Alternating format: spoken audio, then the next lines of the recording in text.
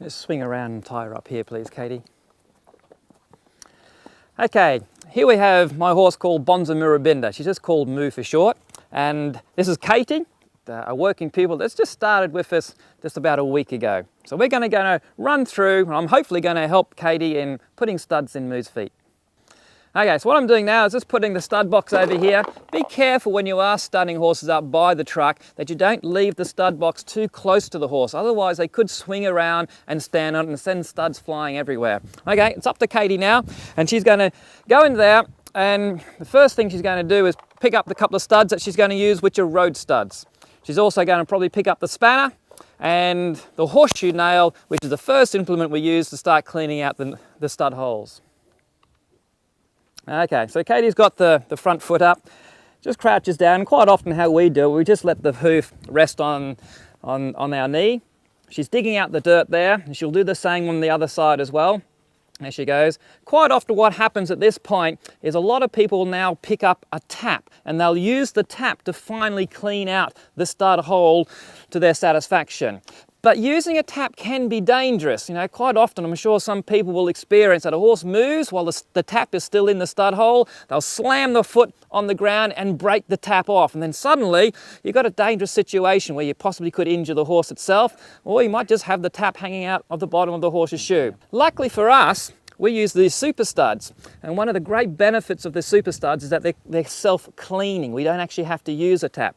So what Katie's going to do now, she'll just put the nail back on the stud stasher, pick up that road stud, and she'll just start to apply that stud into the hole just with her fingers to start off with, and just get the edges in, and then she'll just use the spanner to screw it all the way in. But she'll go all the way until the base of the stud comes up against the actual horseshoe, and then she'll just tweak it again just to make sure it's nice and tight. There it goes. Okay, now, the good thing about using these super studs, we didn't need to use this tap. Here's a tap. So, Katie, if you use this tap and show people that if they're not lucky enough to have a super stud, you have to tap out these stud holes. And make sure you keep it straight. If you come in at an angle of those, there's always a risk of cross-threading, and that makes it very difficult. But as you can see, as it goes down, that is now actually stuck in the horseshoe. And so if Moo was to get a fright or something, they could take it out, then she might slam the foot down, and that would be quite a dangerous situation. Okay, now hopefully you don't have to use a tap, and so you can just keep on going on for the second stud, Katie. So just a little bit of a twist to get it into the top thread. That's it.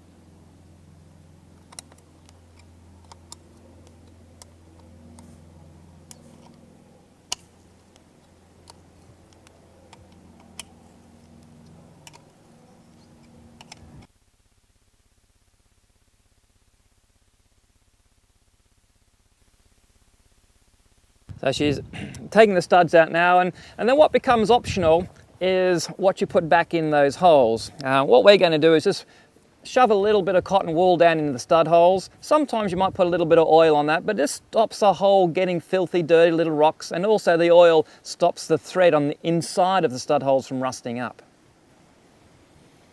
Just shoving that cotton wool in just with the horseshoe nail there. Now, there is some basic aftercare that you should carry out on the studs when you've taken them out of the horse's feet. Basically, just getting rid of most of the mud. Now, with the particular super studs, there's a little slot there, which is how they get their name super, because they're self-cleaning. So it's very important to clean that slot out. But in general, just using a brush, wiping off the mud, you might have to use a bucket of water if it's really, really filthy. And then the last thing you do, just to make sure they don't rust up, is they're using a little bit of oil, or in this case, a bit of WD-40. You might actually put a few in a little bit of a bucket or a little bit of a mug, rather than just doing every individual one like we are doing here.